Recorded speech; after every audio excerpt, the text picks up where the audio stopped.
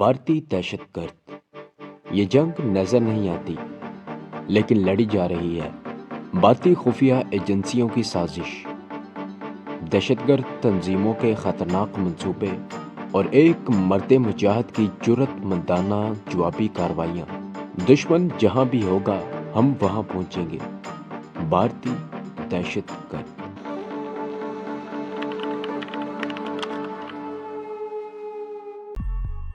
वो रात हमने एक झोंपड़े में बड़ी मुश्किल से गुजारी।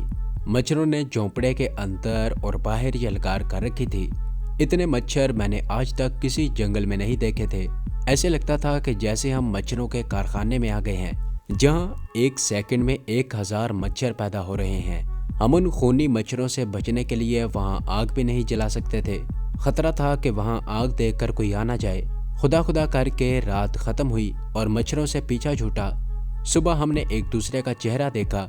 चेहरे मच्छरों के काटने से सूजे हुए थे। दिन के 10 बजे के करीब माधवी आ गई।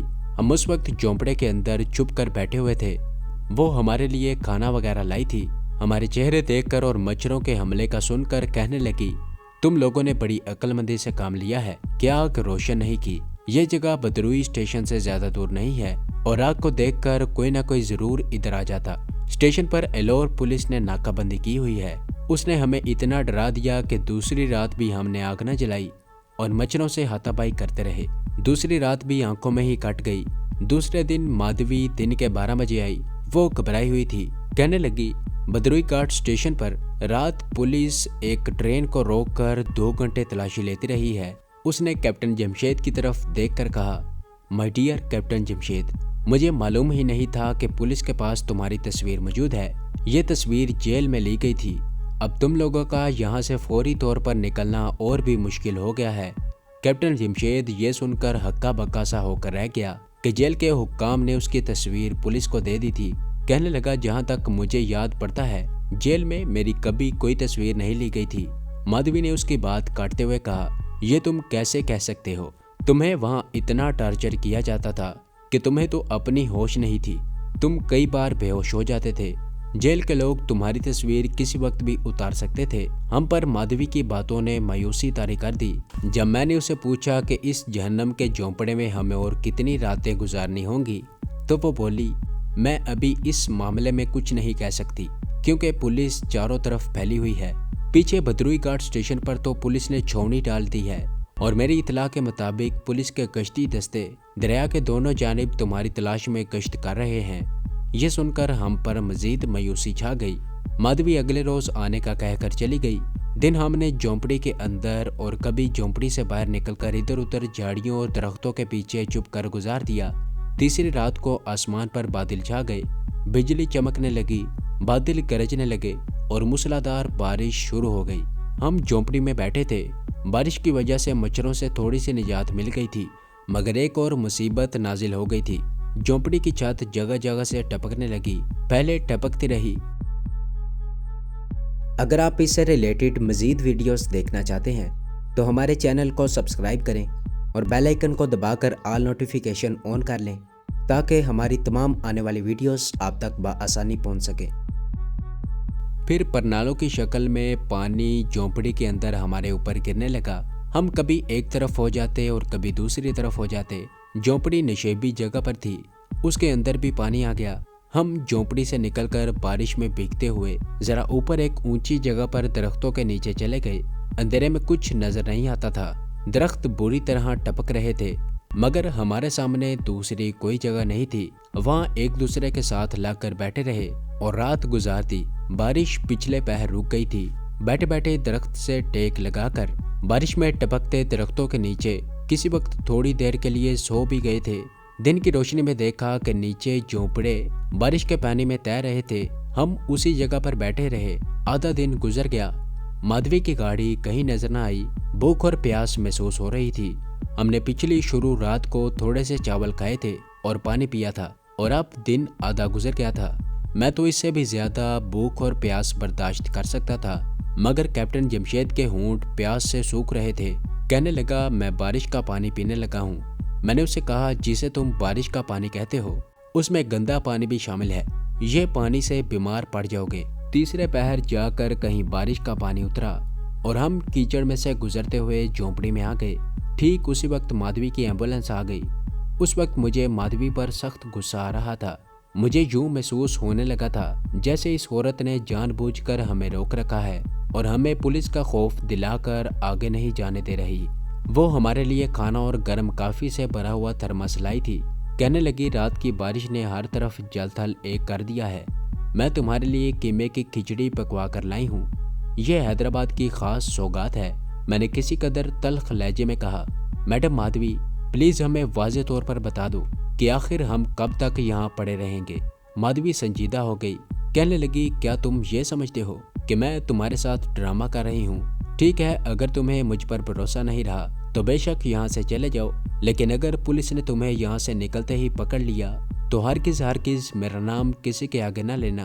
कैप्टन जमशेद ने नरम लहजे में माजरत पेश करते हुए कहा। नहीं नहीं मैडम, ऐसी बात नहीं है। असल में हमें यहाँ मच्छरों ने परेशान कर रखा है और कोई बात नहीं है। माधवी का चेहरा अभी तक संजीदा था। हम काफी पी रहे थे। कहने लगी, मैं जो कुछ कर रही हूँ तुम्हारे भले के लिए ही कर रही हूँ, अपने शौक के लिए नहीं कर रही। मैंने मायूसी के साथ पूछा, हमें तुम्हारे अंदाजे के मुताबिक यहाँ मजीद कितने दिन रुकना होगा? वो पहले तो कुछ ना बोली, फिर कहने लगी, मैं अभी कुछ नहीं कह सकती। यहाँ से मैं सीधी बदरुई घाट के स्टेशन पर जाकर हालात का जायजा लूंगी। कल किसी वक्त आकर तुम्हें बता दूंगी। जब वो चली गई तो मैंने कैप्टन जमशेद से कहा, कैप्टन मेरा ख्याल है कि अब हमें मैडम माधवी की बातों में नहीं आना चाहिए, यहाँ से अपने तौर पर निकल जाना चाहिए। कैप्टन जमशेद ने कहा, मैं तो पहले भी तुम्हें यही कहता था और अब भी मेरा यही ख्याल है कि हमें इस औरत पर एतबार नहीं करना चाहिए। मैंने कहा, ये औरत तुम्हारी मोहब्बत में एक अजीब खेल खेल रही है।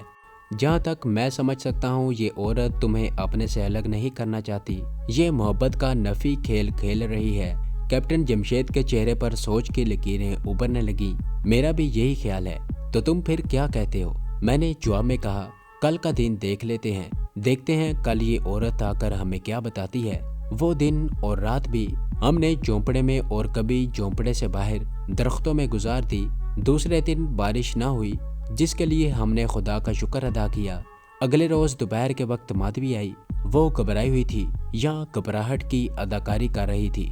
कहने लगी, बदरुई घाट पर तो पुलिस की भारी नफरी मौजूद है।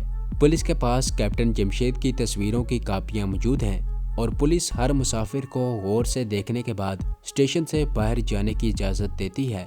उसके बयान के मुताबिक हालात ज़्यादा संगीन थे। उसने हमें ख़ास तौर पर ताकीद की कि हम रात के वक्त भी झोंपड़ी से बाहर ना निकलें। वो हमारे लिए जो थोड़ा बहुत खाना लाई थी वो हमने खाया। हमारे पास कुछ देर बैठने के बाद माधवी दूसरे रोज आने का कहकर चली गई। जब वो चली गई तो हमने एक दूसरे की तरफ मानी खेज नजरों से देखा। हमारे चेहरों के तासुरात बता रहे थे कि हम दोनों एक ही बात सोच रहे हैं। मैंने कैप्टन जमशेद से पूछा, क्या ख्याल है? उसने अस्बात में सर हिलाते हुए कहा, बिल्कुल ठीक ख्याल है, हमें आज रात यहाँ से निकल जाना चाहिए। मैंने अपनी पतलून की जेबों की तलाशी ली। मेरे पास इंडियन करेंसी के 40-45 रुपए थे, रिवाल्वर भी था और कुछ फालतू गोलियां भी थीं जो मैंने पतलून की अकबी जेब में डाल रखी थी। हमें माधवी की बातों से अंदाजा हो गया था कि बदरुई घाट का स्टेशन वहां से पीछे की जानिब ज्यादा दूर नहीं है और ये भी मालूम हो गया था कि वहां से ब्रांच लाइन पर गाड़ियां चलती रहती हैं। कैप्टन जमशेद कहने लगा, बदरुई स्टेशन पर पुलिस मौजूद है, हमें यहाँ से आगे जाकर किसी स्टेशन पर से गाड़ी पकड़नी है। मैंने बड़े एतमाद और यकीन के साथ कहा, माधवी झूठ बोलती है। मुझे यकीन है बदरुई स्टेशन पर पुलिस ने कोई नाकाबंदी नहीं कर रखी और पुलिस के पास तुम्हारी कोई तस्वीर भी नहीं है। फिर भी हम एहतियात के तौर पर बदरुई घाट स्टेशन के बजाय यहाँ से लाइनों लाइन आगे की जानिब जाकर किसी छोटे स्टेशन से गाड़ी पकड़ेंगे। तो फिर अभी यहाँ से निकल पड़ते हैं। मैंने कहा, नहीं, अभी दिन की रोशनी बाकी है, शाम होने के बाद यहाँ से निकलेंगे। उस वक्त सूरज गुरूब होने वाला था। थोड़ी देर बाद सूरज बादलों के पीछे गुरूब हो गया और शाम का अंधेरा बादलों की वजह से जल्दी छा गया। हमारे पास कोई सामान वगैरह था नहीं, 3 कपड़ों में थे। कैप्टन जमशेद के कपड़े बोसीदा हो रहे थे। उसने आधे बाजुओं वाली कमीज और पुरानी पतलून पहन रखी थी। जेल में भी उसका यही लिबास था। यहाँ उसने एक बार दोनों कपड़े धोकर थोड़े बहुत साफ कर लिए थे। मैंने कमीज के ऊपर ठंडी जैकेट पहनी हुई थी। अगरचे धूप में मुझे गर्मी लगती थी, मगर मैं उसे फेंकना नहीं चाहता था क्योंकि मुझे आगे जम्मू जाना था। जहां जनूबी हिंद के मुकाबले में मौसम ज्यादा ठंडा था। हम मल्ला का नाम लेकर झोंपड़े से निकलकर उस तरफ रवाना हो गए जिस तरफ माधवी ने कहा था कि बदरुई घाट का स्टेशन है। हम चाहते थे कि रेलवे लाइन पर किसी तरह पहुंच जाएं। दरिया बाएं जानिब था। अंधेरा अभी इतना ज्यादा नहीं हुआ था। झोंपड़े के आसपास जो दरख्त के जखीरे थे, हम बहुत जल्द उनमें से निकल गए। आगे एक पगडंडी मिल गई। यहाँ खेत थे। कुछ फासले पर हमें रेल के सिग्नल की सुर्ख बत्ती नजर आ गई। मैंने कैप्टन जमशेद को बत्ती दिखाकर कहा, अच्छा हुआ रेलवे लाइन हमें मिल गई है। खेतों में से गुजरने के बाद हम रेलवे लाइन पर चढ़ गए। पीछे की जानिब देखा तो बदरुई घाट रेलवे स्टेशन की बत्तियां झिलमिला रही थीं। हमने आगे की तरफ रेलवे लाइन के साथ साथ चलना शुरू कर दिया। हमें कुछ अंदाजा नहीं था कि आगे जो स्टेशन है वो कितनी दूर होगा। इतना जरूर अंदाजा था कि उस इलाके में एक स्टेशन से दूसरे स्टेशन का फासला 3-4 मील से ज्यादा नहीं रहता। कैप्टन जमशेद ने कहा, हो सकता है अगला स्टेशन कोई मामूली सा स्टेशन हो और गाड़ी वहां ना रुकती हो। तो ये थी हमारी आज की एपिसोड। उम्मीद करता हूँ कि आपको ये कहानी अच्छी लगी होगी। इसे लाइक करें, शेयर करें और कमेंट में अपना इजहार ख्याल ज़रूर पेश करें। और अगर इस चैनल को सब्सक्राइब नहीं किया तो इस चैनल को सब्सक्राइब करें और बेल आइकन को दबाकर ऑल नोटिफिकेशन ऑन कर लें।